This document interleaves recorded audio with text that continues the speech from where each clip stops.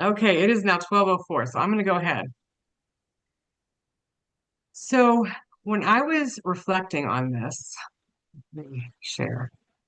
I I wanted to make sure that we talk since there's currently two of you. I want to make sure we actually talk about the stuff you most want to talk about. Okay. So this was meant to be and has been at our MPB sessions. Um, Kind of a catch-all for what the current trends in people and culture are and talking about what to do about those. So I'm gonna go through this presentation as we normally would, but I want to make sure we actually pause on the things you're most interested in talking about. It's going to make it way more interesting. And I am around if we don't get to all the slides, if you ever want to have a conversation with me about any of this stuff. Okay.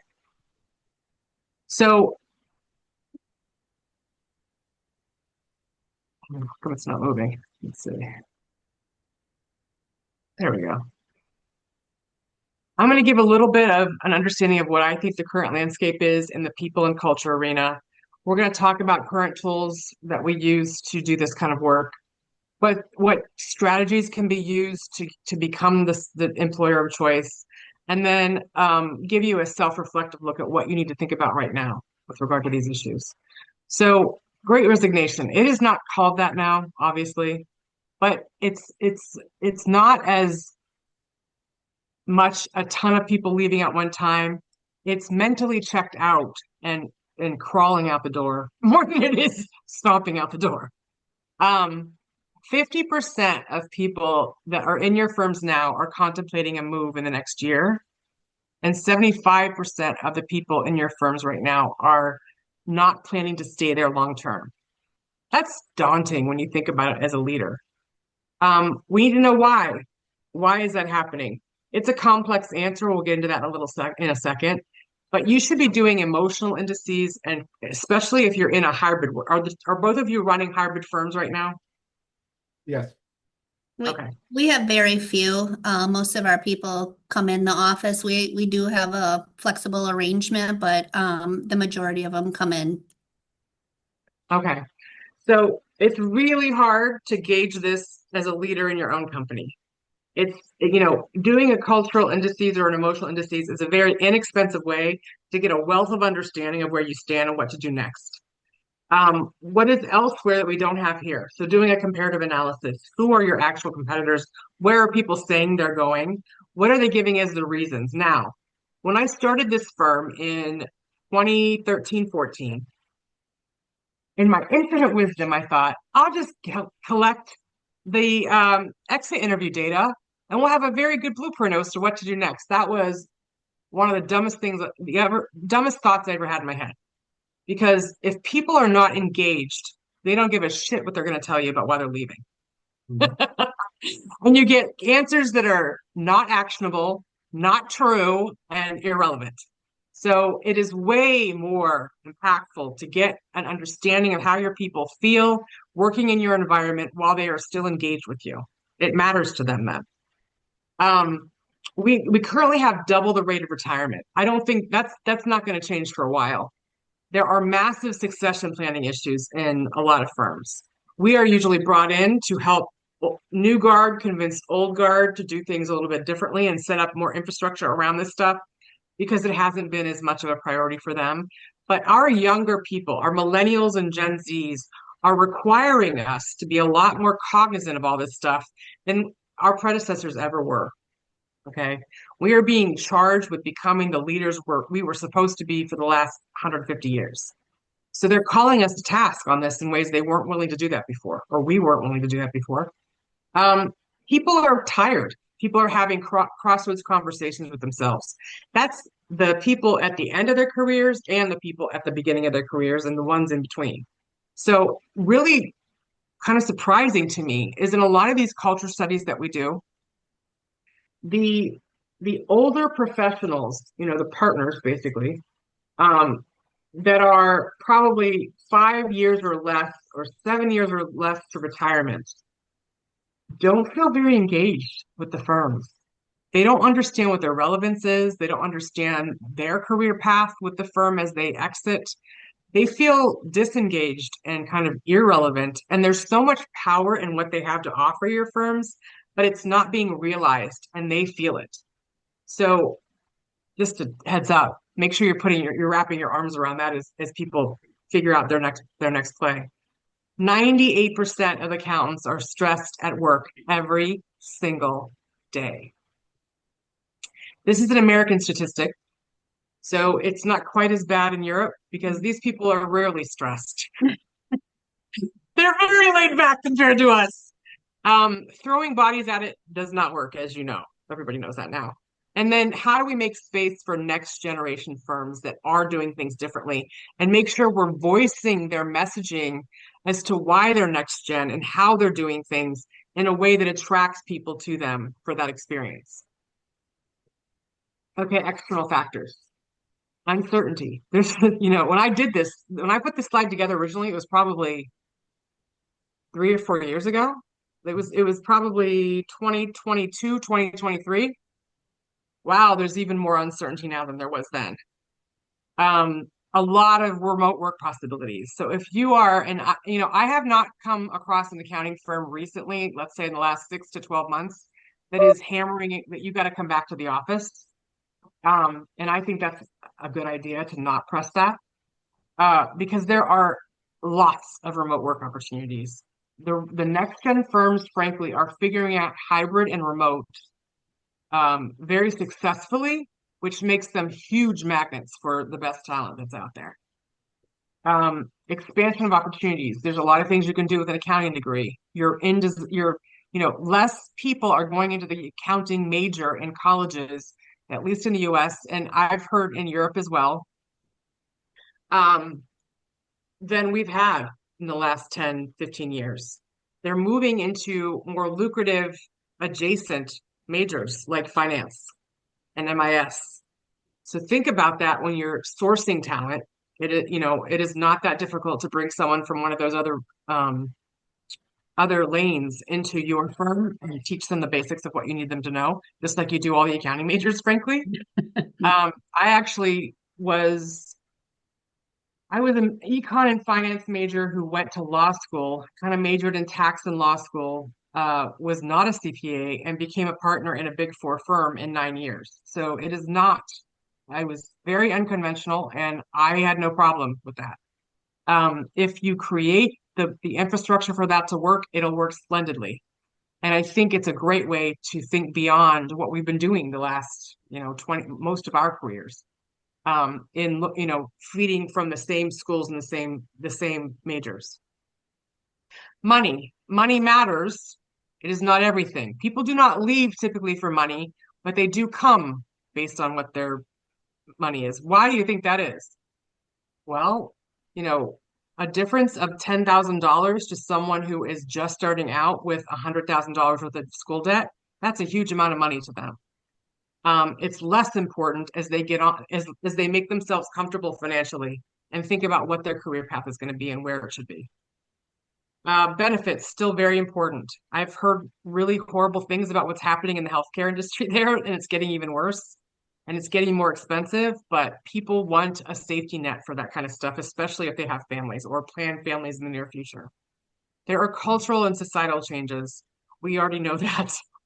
There's a loss of reliable childcare. There's less people going into that than there was before. There's changing perspectives generationally as to what people think is important to them, or not what they think, what is important to them. Gen Zs and millennials want more balance than we ever thought. I'm Gen Z, Gen X, ever thought possible for ourselves in the same shoes. Okay. They want to work to live, not live to work. And it's a very different mindset. We have to meet them where they are and mimic the same stuff for ourselves so that they understand it actually happens there. There was a massive slowdown in professional development and promotions happening through COVID and after COVID. There's a lot of change happening. That kind of stuff gets pushed to the back burner, but our people desperately want to have those conversations with you.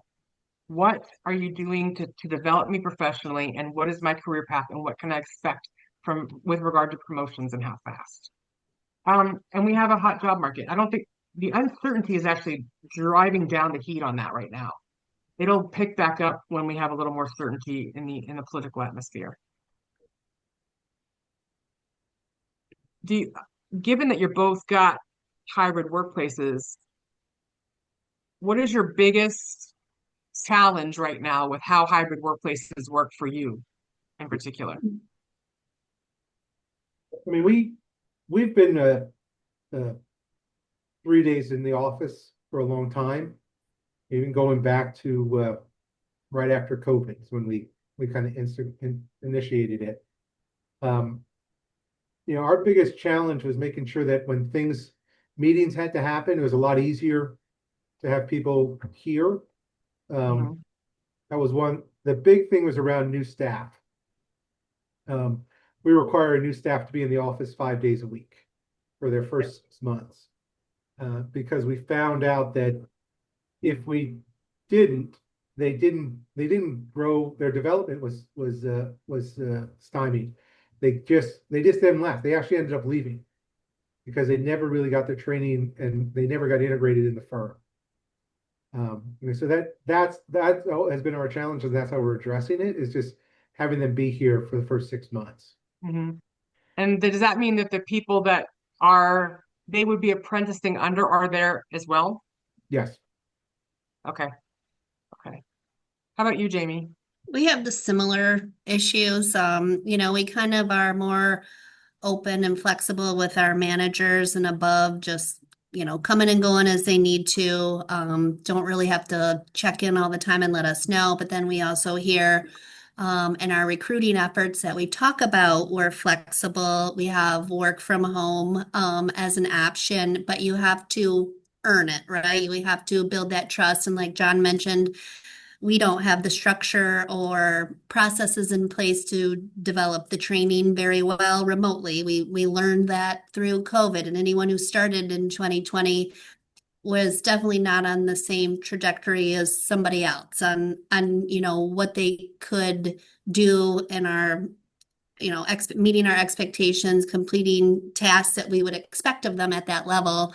And part of that's shame on us. We weren't doing a good job at teaching and training from afar either. We've never done it before. We didn't, have processes in place. So we have found the same thing. If they're on site, we can pull up a chair next to them. And we do have 8 offices in Michigan, so we're kind of spread all over, and most of our people live pretty close to their main office. So, they do come in most of the time, but we are flexible when something comes up. They need to work from Mhm. home. Yeah, it sounds like you've already instinctively figured out that you got to show up for what the firm needs and for what your people need at the same time. There's nothing wrong with saying your performance isn't where we need you to be. We need you in the office more. Hmm. There's nothing, I have been preaching, make sure the important stuff happens in the office. The idea that we want you here because we want to see your face and we want your head down in a book or a spreadsheet is not it. Like Hmm. that doesn't make any sense, and it's never coming back. The important things though are relevant to having people in the office. Apprenticeship, mentorship, leadership, um, training, human skills development, all those things are really important, just socializing. Gen Zs are way more into socializing and understanding people meaningfully and making meaningful connections than our millennials were. So, you know, those things, if you plan them right, you can do that in 2 days, 3 days a week. You don't need to have people there 5 days, and it doesn't make sense to never see them again. It should be somewhere in the middle. It's interesting you said that. I mean, we have, 3 day minimum is what we have out there, but we still have some of our younger staff who come in 5 days a week because they want that personal connection. This Hmm. Yeah. this is their friend group. Yep. Yeah, when you think back to the way it was when we were growing up, I mean, I signed up because I wanted to be part of an organization, and that meant understanding everybody and seeing everybody every day and doing the exciting stuff. And, you know, there's a lot to that. It doesn't have to be a drag. Mhm. And if we give people a balance at work so they can have a balance at home, it all works out really well. It just requires another level of communication skills and another level of emotional intelligence, another level of constantly thinking about, am I remembering the people that are at home when I pass out opportunities and develop and all that kind of stuff, etc. Okay, things we can control. Lack of defined career paths, I already talked about. Giving, the abilities of management and leaders to actually manage and lead people through a hybrid workplace. Rigid back to work requirements do not work for the most part. Um, I still see in a lot of surveys at clients that the staffing is too lean, that you're still doing a lot with less people than you need along the time. That is not nearly as bad probably now as it was 18 months ago, but it's still there. People feel overworked and overstressed. So if you aren't already helping people handle their personal stuff so they can handle your professional stuff, think about how to make that happen. Um, Cultural challenges. It does get trickier to develop a cohesive culture in a place where people are not always together physically. No question. But I see really cool things happening with people that have remote employees, hybrid employees, etc. Sometimes they do employee summits twice a year where they bring everyone together for 4 or 5 days where they learn and they socialize and they determine strategic strategy together and strategic initiatives and ownership. That stuff is great and they're really highly praised for it by their own people, and very much look forward to it. Lack of innovation, well, what's funny is it seems like all we talk about in this industry is innovation. I think people are on that bandwagon. I don't think there's a lot of firms right now that aren't thinking about how to innovate constantly. Maybe I'm blind to it, or they're not working with someone like me, but I see a ton of or innovation happening all the time.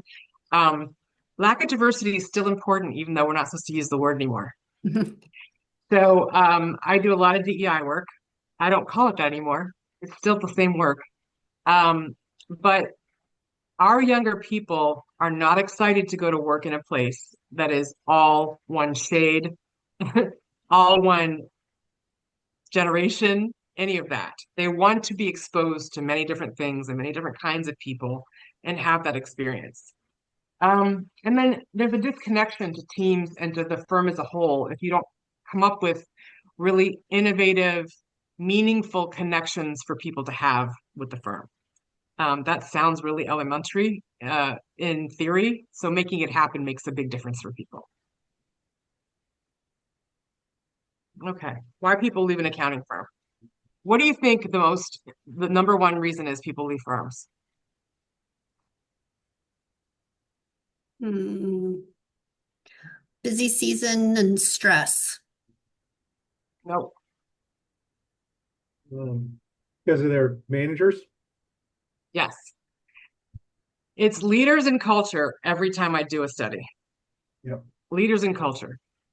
People can handle, I can talk from my own experience. I was in a big four for 17 years, worked 75 hours a week for most of it. I don't know anyone that was leaving because of busy season, ever. I don't know, frankly, that many people that left because they were really stressed out all the time, even though I was really stressed out all the time. But what becomes unmanageable and seemingly endless is a terrible leader. Yeah. The only way to get rid of that is to leave. You can change a lot of things and stay in the firm, but bad leaders that just stick around or not, it's like a done deal for them. So making sure that you give people the correct expectations. Who will they be working with? What will they be doing? Be honest about it. It's okay, by the way, to be honest, even if it's not always positive, but showing what you're doing to change the way things are. Okay. So when people ask you direct questions, be direct about the answers and show what you're doing to get it to the next level. People love to see that you're doing things to improve things all the time. Include your candidates in the future vision of the firm. Show them how they're part of that and how they can help make it happen. I call the next thing the misalignment of personal vision with firm vision, what I call an alignment conversation. That should be happening with not only candidates, but the people you already have. So, does what I want for myself line up for what my firm wants me to do for them? That has to happen, at least once a year for people. If you don't provide adequate support for the person to do the job well, that's actually one of the questions on our culture surveys. But if people don't feel supported in reaching their fullest potential with you, they will leave ultimately.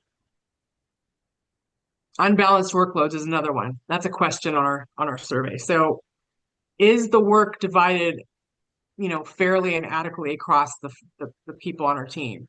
That's often a problem. And people don't feel comfortable calling it out, so they tell us on our culture surveys. And then they don't feel like they belong long term. They don't feel like the culture lines up with their own values. They have a different vision for themselves long term than they know is expected of them if they stay.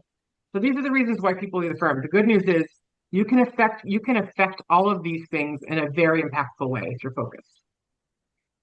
Okay, this just gives you an idea of the employee life cycle and all the different parts of that literally thread into everything we talk about today.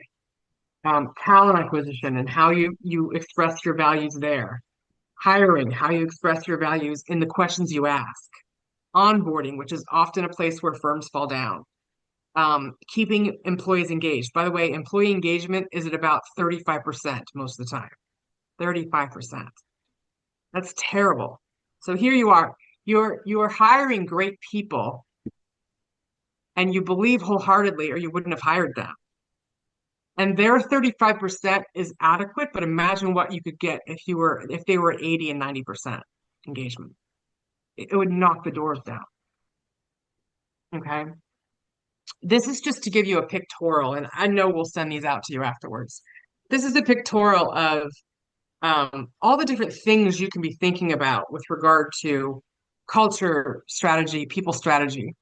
So, for example, on talent acquisition, how do you come up with consistent criteria that everyone is asking about consistently?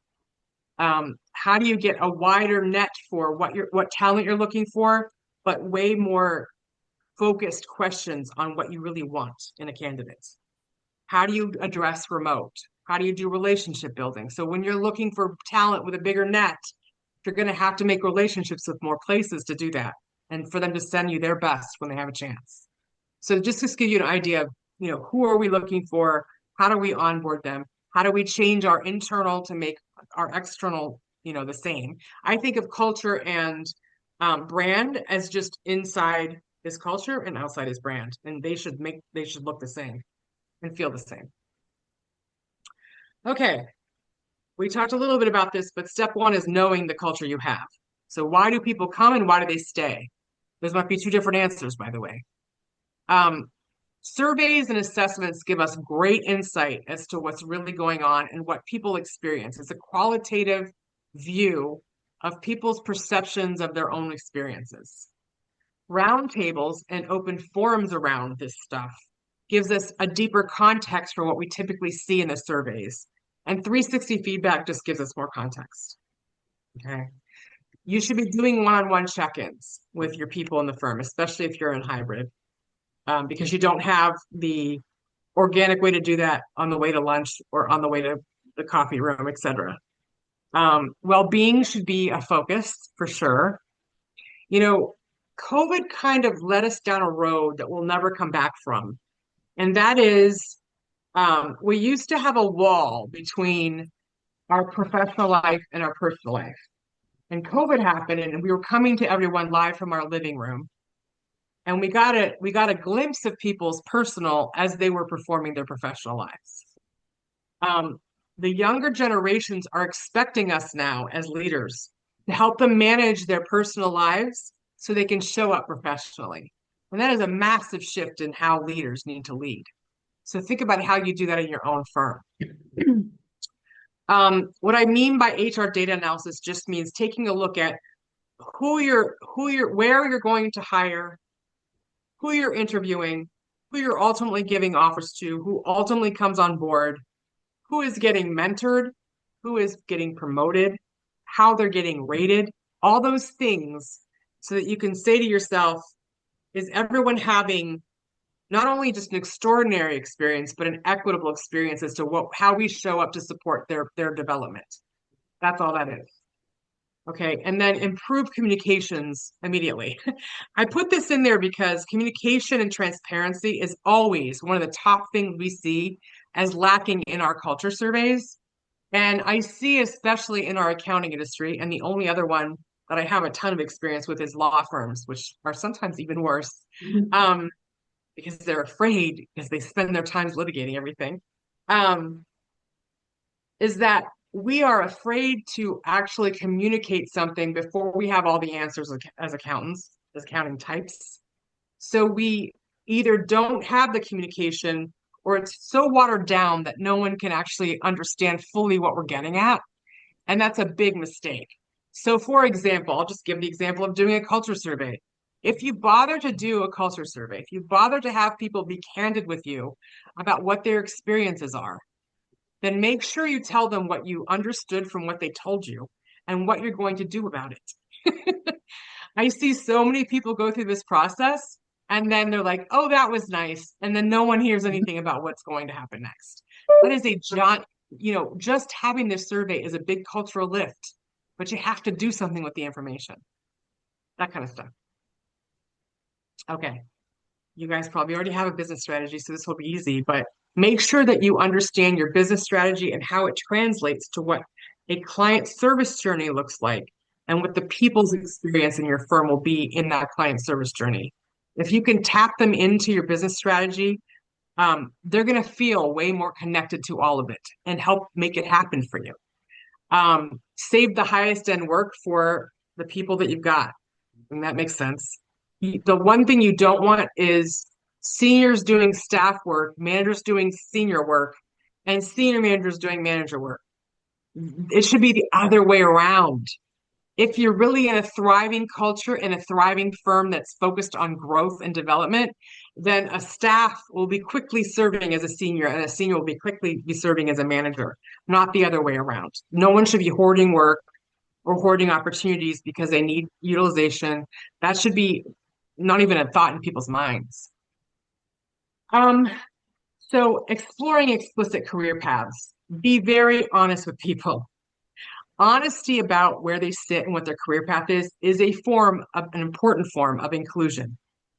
People want to know all the time what they're doing now matters to where they want to go next. So have those conversations, even if you don't have all the answers. No one expects you to have all the answers, but they expect you to have a reasonable conversation with them about it. And then change how you serve clients and manage your people against that. Give them opportunities, low risk opportunities first, to step into the shoes of the next role they're going to play. Any questions about any of that? I don't want to just talk at you for an hour. Yeah, I'm mentally in my head, I'm checking off what we do on that list. We spend a lot. Can you go back to the last? Yeah. Oops. So we for career path wise, we actually do a mentor program. Yeah. The managing director is kind of like the partners are mentoring the senior staff, senior associates. The directors are mentoring the new associates. So it's always two steps above. And part of that is in addition, we have a career development committee. We outline what they have to get good at in order to get to the next level. So part of the mentoring program is going over how are you progressing on getting those experiences. If they're not, my role is to make sure that I give them those opportunities. So new clients, getting them on certain clients, whether it's industry or roles. And that's kind of how we kind of push them to career development is always part of the whole core of what we do. I mean, we look at our firm as a triangle, right? We attract and retain great employees. We get really good clients and we maintain them, and we provide great service. It's always a triangle. If one is not happening, it falls out. Yeah. But we treat our staff just like we treat our clients, is we make the investment in them to make sure that they, they're getting out of this what they need to for their own careers. And then that's one of the reasons our retention rate, knock on wood, we had projected out to lose people. We haven't lost anybody. We're overstaffed. So Oh, that's wonderful. Yeah, We are somebody should too. interview you for accounting today. That's an incredible statistic. Yeah. But I think part of it is because we invest in them. And, from day one, when we bring them on board, we assign them a buddy, a peer that they can use, and then they've got a mentor. We have lunch and learns, and we're always focusing on developing them professionally. And I think that's the investment that we make. I think you mentioned it in another slide, and that's how we retain people, is we're constantly investing in them. That's great because they're hungry for it. Really, Yeah. really hungry for it. Yep. We How do. about you, Jamie? We're very similar to that. We have a buddy system. We assign a mentor. We have our like HR. It's called Halogen is what we use, but we can give instant feedback. And so when they're doing something really good, we're able to enter in a comment. They get it every Friday. We use it for negative, information too, after we've obviously had a one-on-one discussion face to face. We do an employee survey every 2 years, and then we usually take the top 3 to 5 areas we need to focus on, and that goes to our career advocacy team. And then we develop initiatives from those to show, like what you said, you can't ask for feedback and then do nothing with it. So that drives that team's goals for the year. And then we're able to report back to say, hey, you said, ABC was an issue. These are the things we put in place this year or are working on. So we have the follow-up too to close that loop. Nice. Okay. How many are you guys having an issue finding talent? No. We You're keeping all your people, so you don't need any talent, right? Yes, we have the same problem John has. Our interns are asking for extensions. They want to come on full time. Our first year and second year staff, we usually lose a few. They're not leaving. We are overstaffed. I keep looking for work emails every day. So it's a good problem to have, but no, so far so good. That's great. So basically, the poster children are the ones that showed up to this class. We actually let a couple staff people go that normally would have kept because they were doing okay, but we didn't see any opportunity for them to advance. And even though the amount of time we were investing, and for us, we would have kept them if we needed head count, because other people haven't left. It was an opportunity for us to kind of let them go and find another opportunity where they could be successful. Yeah. That's been the benefit of the turmoil and uncertainty. A lot of people are not really looking to change. Yep. Yeah. So you're gonna have to make decisions as leaders that make sense for your firm and for the person ultimately. Yeah. Sure. So I'm gonna cover a couple things on this page, but determining what a high performer looks like in your firm so you can craft questions around how to get that in the candidates is very, very important. I'm very much into values-based hiring.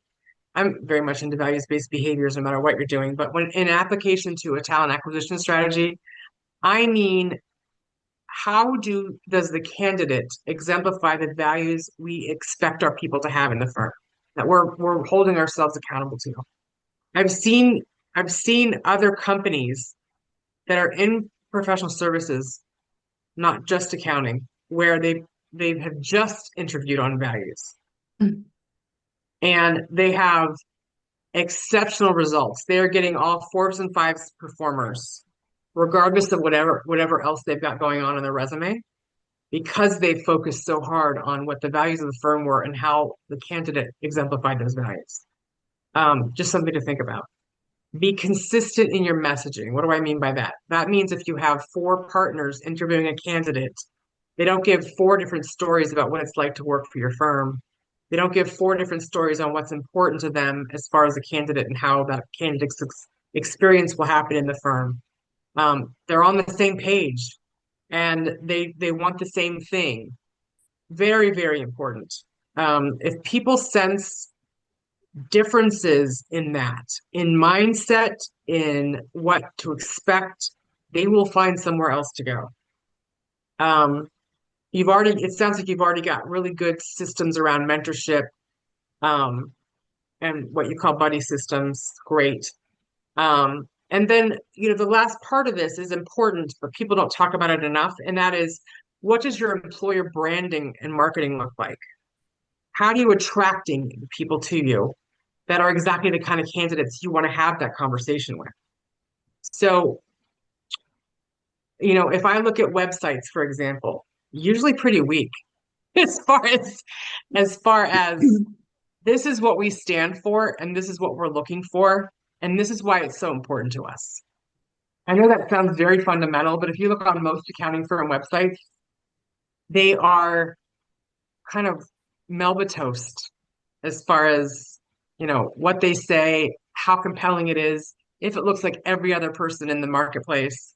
So think about what uniquely makes your people stick around. You have great stories now, the two of you in your firms. Make sure that's really well articulated because someday you're going to need more employees. Right. And what? if you can articulate that, it'll help.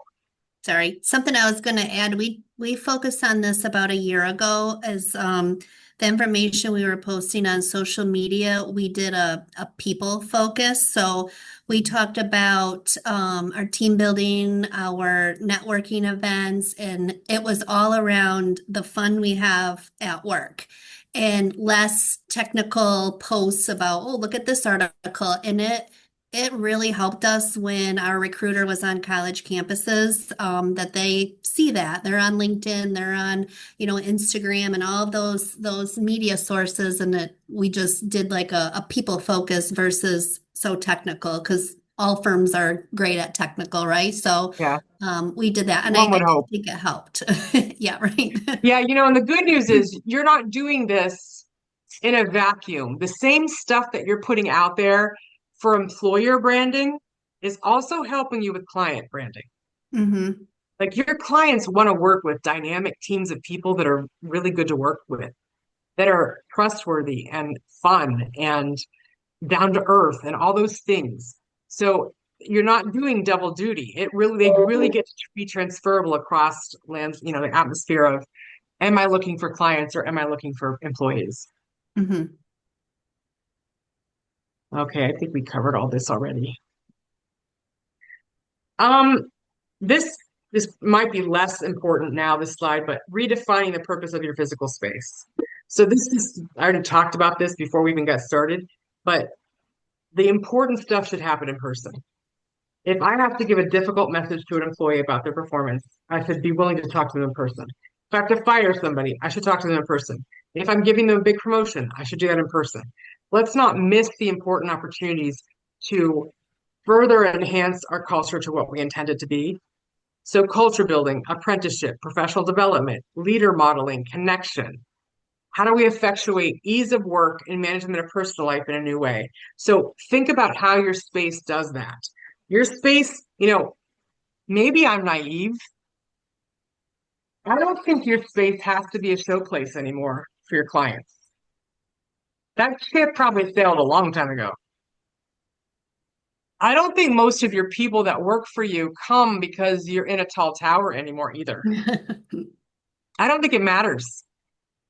So it can be smaller, it can be more nimble, it can be more innovative, and it can save you a ton of money, but the important stuff should still happen there. Yeah. Okay. Okay. So I'm really curious as to this answer. Do you have cultural metrics that you're holding yourselves accountable to as partners and as a firm? Hmm. I mean, we do to an extent, right? We have a culture committee for one, Uh-huh. but then, we track like total number of people who participate in each of the events, um, number of events that we have, response to surveys. I mean, that's kind of the way we at a high level, I think is what we do. Mhm. Okay, so you're measuring activity, maybe not yet results. Yeah, So let me give you an example. What if the head of your audit department was actually compensated in part by how well his or her own team did in the last year? How well utilized? Yeah, sure, that's an easy one. But what was their cultural results on a survey? What was their 360 feedback? yeah, How many fours and five performers did you retain in your department? yeah, we don't do any of that. We If we did, our leadership would show up differently. That's the kind of point I want to make. we do a I need little to bit step if out for 1 minute. I'll be right back. Okay.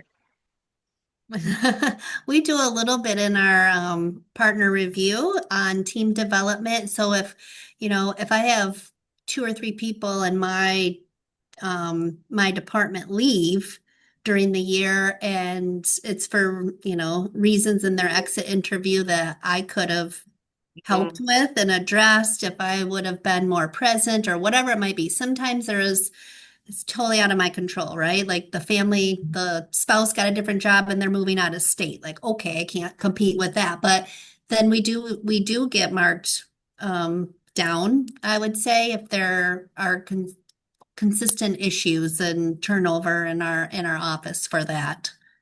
Mhm. That's great. That means you're aware of it, first of all. I mean, Mhm.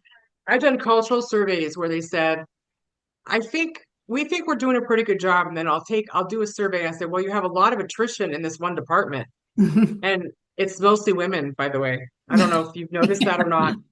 And then I do the analysis of both the HR data and the culture survey and find out they're paying their women in that department 20% less than the Yes. men. Like, Mhm. what in the hell did you not know? How did you not know that? Yeah. Um, Sometimes it's really hard if you're in it all the time to see some of the stuff that you can see.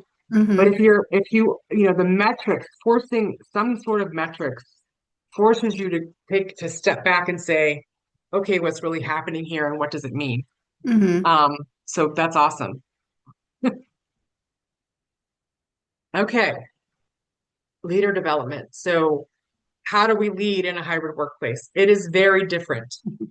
I say this all the time. I might have said this when we were in person together, but the cultural surveys we did through COVID and right after COVID were very complementary to how leaders led accounting firms through the pandemic. Hmm. They know you didn't have perfect information. They know that you were figuring it out day to day, and they still think you did a good job. That doesn't mean that they get to the end and they're not dying for a career alignment conversation or some development and understanding what the next promotion is going to be. But in general, they were happy with that. As we get deeper and more years into a hybrid workplace, and we see that the old way of doing things is never coming back,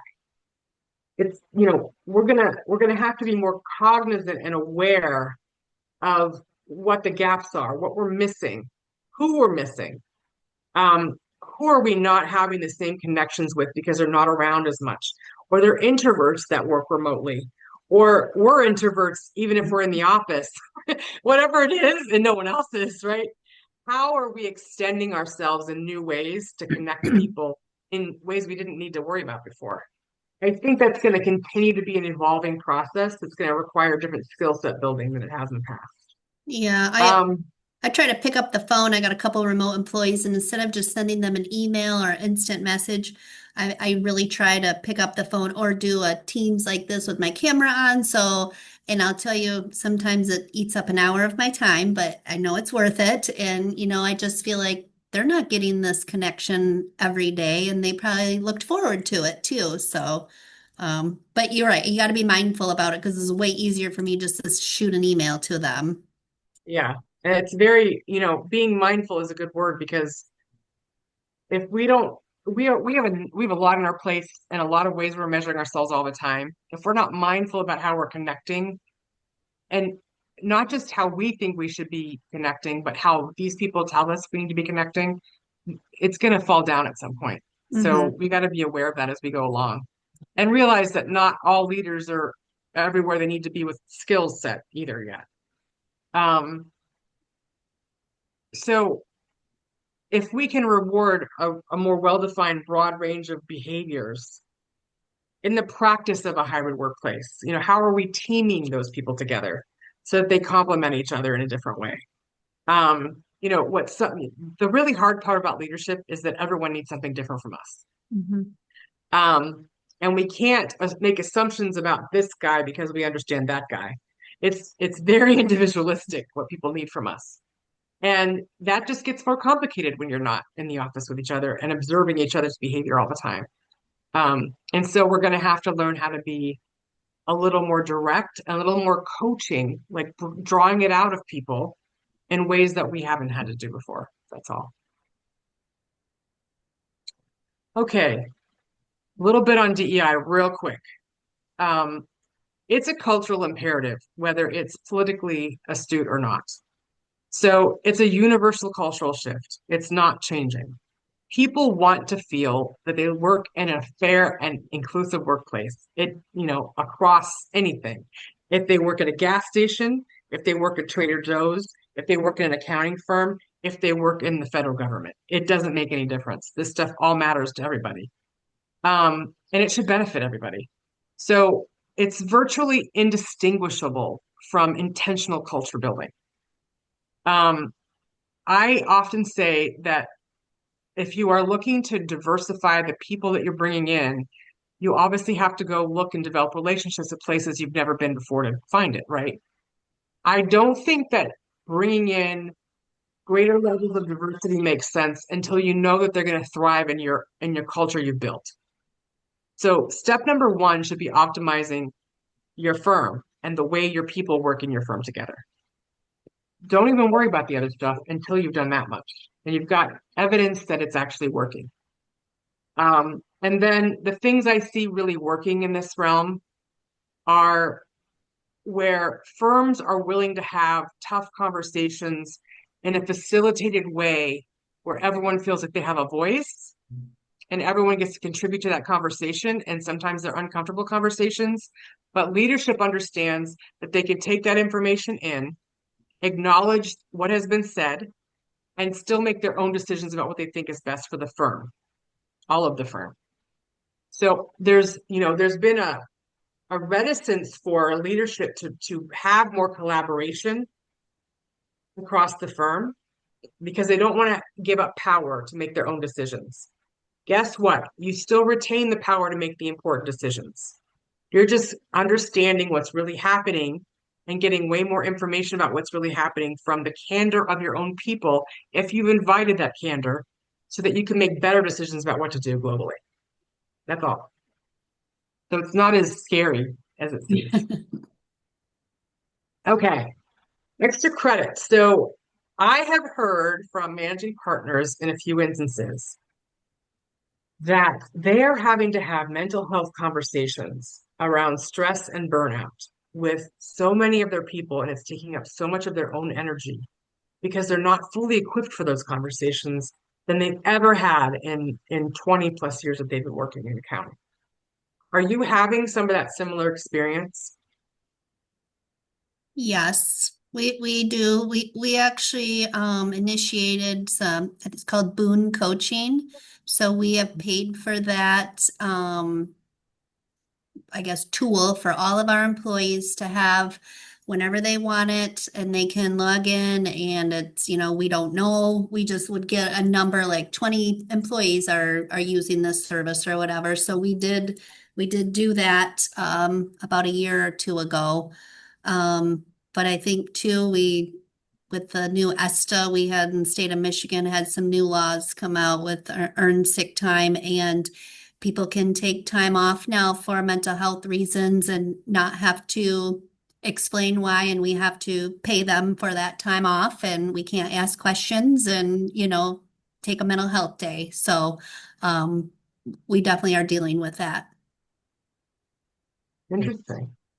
Yeah, we're in a different culture than a CPA firm. Yeah. We've made a conscious effort not to lower the stress levels. We don't schedule people for over 45 hours a week. That includes admin time. we try to keep their schedules below that. Mhm. Try to keep it at 40. So we're not pushing them to do, 60-hour weeks, like back when we were younger, 6 days a week, 7 days a week. We've actually made an effort to do that is eliminate that excessive amount of hours. Mhm. We have more people, our total utilization isn't as high as we would like it, but we keep it at that in order to limit the stress. Because that we faced that a lot when we were a younger firm, is we had people working 60, 70-hour weeks and they were just getting burnt out. And we never wanted that culture. That when we started the firm, we didn't want that. So we made Yeah. this effort to overhire ahead just to keep that everyone's around that 40 to 45 Mhm. hours a week. That's cool. I've never, by the way, I've never heard of that before. Yeah. That's maybe it's because you're not in. The advantage we Sure. have is, we're not doing audits. We Right. most of the times we're closing the books for our clients. So we know how to schedule. We sort of tell clients, you're not getting it in the first week, you're getting it in week 3, you're getting it in week 4. So Mhm. we kind of set the schedule of when people work. So you have more control over Yeah. what happens. Exactly. Yeah, the only thing I would say to everything you guys have said is that I think our younger people are coming to us way more willing to tell us really deep things about the things that they're challenged with. Yeah. And even if we ultimately, and I highly recommend having a resource like you've explained, Jamie, um, we probably need a little bit better understanding as leaders how to have those conversations effectively, how to make sure it doesn't become something that people know about, like that we understand it's confidential, but it doesn't impact how I think of you as a professional, and that I can have that kind of conversation without myself being uncomfortable and manage it really well with emotional intelligence to pass it to the person who's a professional. There's probably a little bit of a gap on how our leaders understand how that happens and get some comfort level around it, from what I'm seeing. Okay. Do either of you offshore? We Yeah. do. How's that going as far as how that fits into the culture you already set up here? Um, I mean, as best as you can when you have, 6 people working in India. Do they feel like a part of your culture, I guess is my question. We try to. So what the way we structure our firm is we break our term in our staff into teams, right? So each team, they're assigned to a certain team, which is led by a managing director. Um, they're they're on clients with usually the same people. We have them in all our calls. They're on our daily calls with them. They're on our town hall calls. They participate. We do shout outs for people. So they'll get, a shout out for them. They're entitled to earn employee of the quarter type of thing. So they'll get awards. If it's a cash payout, we have the integrity actually pay them for us. So, all right, Oh, nice. $50 and give it to them as a bonus Mhm. because they've won it so we include them all that. We give them all our swag. And the Oh, way, good. yeah, so we try our best. And, we have told them once they get to 10, uh, our managing partner is going to go to India, spend time with them. Oh, nice. Yeah, so he's told Cool. us we're hiring 9 and then we're hiring people in the Philippines because he doesn't want to go to India. Standard 10. Exactly. You never got the 10. I'll go in his place. Yes, Tell him. we'll do. That's how we try to do it. We're kind of new to this. We dipped our toes in it a couple years ago. It went terrible. We fired the company we were using, and this is our second year with a new firm we're using. They're also in India. It's going much better. We have weekly, it's only for one of our industries that we audit, though, just specific to our employee benefit plans. So they have a weekly meeting internally, and we include their team too. we are still working through a lot of bumps. I've heard just stay the course and it'll eventually get better. So we're still working it, but we have, we include them in our any of our firm updates, any newsletters, things like that too. Well, from what I have heard from a lot of firms, the next year should be the year where it feels fantastic to you, I Jamie. hope so. It's been a struggle. Okay. So I guess my call to action is where do you know where you stand now? Do you know where you want it to go based on understanding where you're going now? And then what is the next step is how you're going to get there. So the how is the strategy, but first know what you want. You know, I've worked with lots of companies that think they have an inkling that they need to focus more on something. So we do some analysis. We say, this is what we're seeing. And then I say, okay, what do you most want? What is most important to you? And they don't know what to tell me.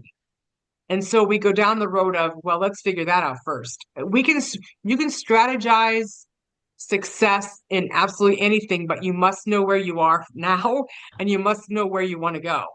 So make sure you know that before you embark upon a lot of this stuff, that you really understand the depth of where you are currently and what your plan is for the future first. Any questions for me? No, this is great. No. Thank you very much, Tricia. Yes, thank you. Yeah, thank you for being the two people willing to come here and talk to me for an hour. I Yes. will talk to you soon.